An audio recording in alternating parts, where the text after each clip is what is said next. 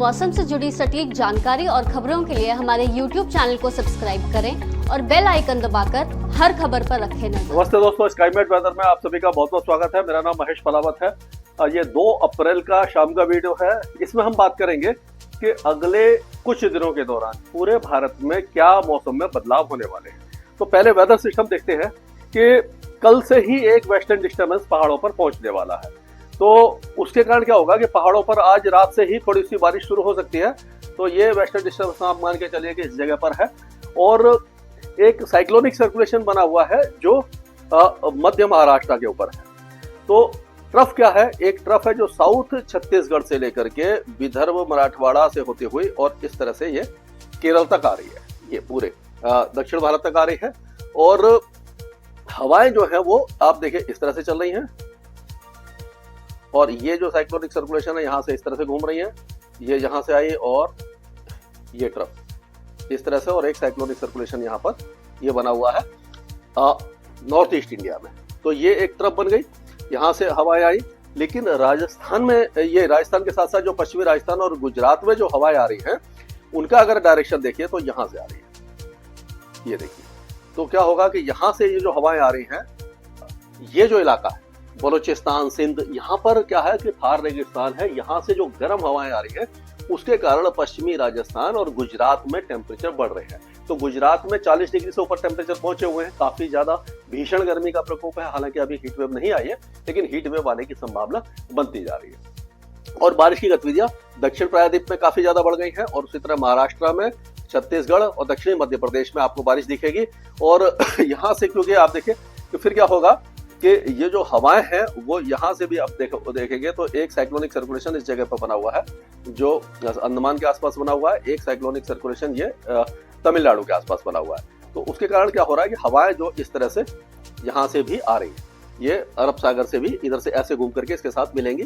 तो ये माफ कीजिए बंगाल की खाड़ी से आ रही है। तो ये जो सारा मॉइस्चर इन फीड है और ये साइक्लोनिक सर्कुलेशन है, ट्रफ बनी हुई है, तो इसके कारण से वर्षा की गतिविधियां मध्य भारत में, पूर्वी भारत में होने वाली है। और जैसे मैंने आपको बताया था कि जब साइक्लोनिक सर्कुलेशन होता है घड़ी की उल्टी दिशा में हवा घूमती है और ट्रफ में भी इस तरह से देखिए, ट्रफ में भी घड़ी की उल्टी दिशा में जब हवा घूमती है तो वो ऊपर की तरफ उठती है और उसमें जो नमी होती है, जैसे जैसे हम एटमॉस्फेयर में ऊपर जाते हैं आपको मालूम है कि टेम्परेचर गिरते हैं। जैसे पहाड़ों पर जाते हैं तो ठंडा हो जाता है, तो वैसे ही हवा जब ऊपर की तरफ उठती है ठंडी होती है, उसमें जो नमी होती है, मॉइस्चर होता है, वो कंडेंस होकर के बादल बनाता है और बारिश होती है। तो यही इसका फंडा है। ये आप देख सकते हैं कि वही जो मैंने बनाया था उसी तरह का ये मैप आपको यहाँ पर दिखाई दे रहा होगा। अब अगर बारिश की बात करें तो कल 1 अप्रैल सुबह 8:30 से 2 अप्रैल के सुबह 8:30 बजे 3 GMT से 3 GMT UTC के बीच में 24 घंटे का रेनफॉल नापा जाता है।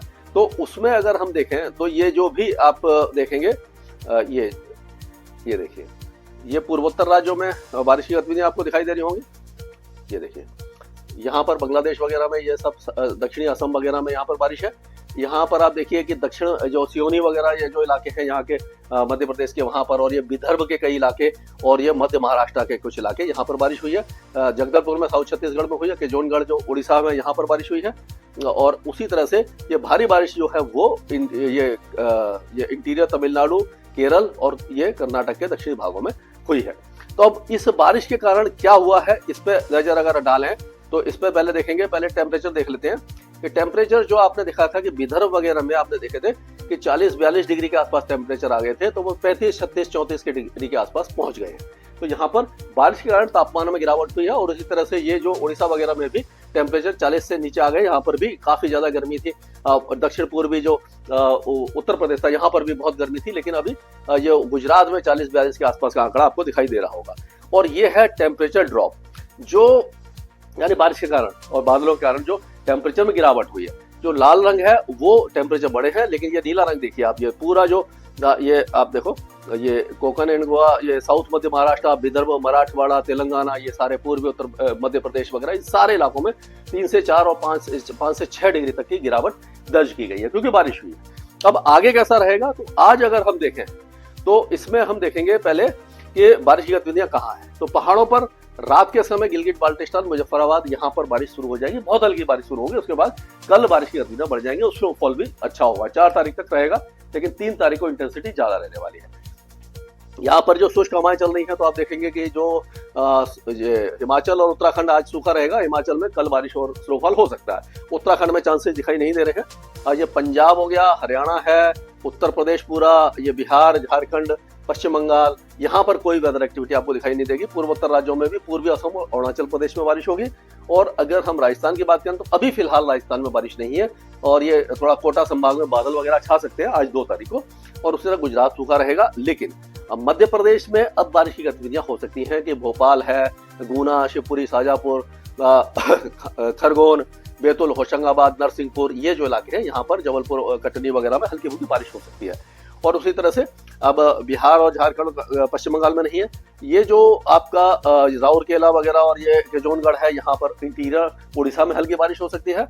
दक्षिणी छत्तीसगढ़ में और विदर्भ के कई इलाकों के साथ साथ मध्य महाराष्ट्र, ये सारे जो इलाके हैं, जलगांव, मालेगांव, नासिक, यहाँ पर भी ये संभाजी नगर, अहमदनगर, ये सारे इलाकों में बारिश की संभावना है। पुणे वगैरह में, मुंबई में हल्की बूंदाबांदी हो सकती है। मुंबई में आपने देखा हो 1 तारीख को 37.7 डिग्री भीषण गर्मी का प्रकोप और उमस भरी गर्मी थी। बादल छाए हुए थे लेकिन बारिश नहीं हुई। एक आध जगह पर बूंदाबांदी हुई। तो 1-2 दिनों के दौरान मुंबई में हल्की बारिश हो सकती है। पुणे में थोड़ी ठीक होगी। महाबलेश्वर, सांगली, सतारा, सिंधुदुर्ग, रत्नागिरी, ये जो इलाके हैं, और आपका रायगढ़, अलीबाग, यहाँ पर तेज बारिश की संभावना नजर आ रही है। और उसी तरह से दक्षिण भारत में आप देखिए काफी अच्छी बारिश की गतिविधियां दिखाई दे रही है। और उसके बाद अगर हम 3 तारीख की बात करते हैं, कल की बात करें, तो कल के आप देखिए ये उत्तराखंड के ऊंचे पहाड़ों पर भी बारिश हो रही है और हिमाचल के ऊंचे पहाड़ों पर स्नोफॉल और बारिश है। और ये जम्मू कश्मीर के ऊंचे पहाड़ों पर, गिलगित बाल्टिस्तान, मुजफ्फराबाद और लद्दाख में भी बारिश है। अब 3 तारीख को ऐसा लग रहा है कि उत्तर पूर्वी जो राजस्थान है वहां पर भी हल्की बारिश की संभावना दिखाई दे रही है। जैसे कि भरतपुर, अलवर, ये जो इलाके हैं, यहाँ पर ये जो इलाके हैं, इन इलाकों में झुंझुनू वगैरह में हल्की बारिश की संभावना नजर आ रही है। हो सकता है कि बादलों की गरज चमक भी हो जाए।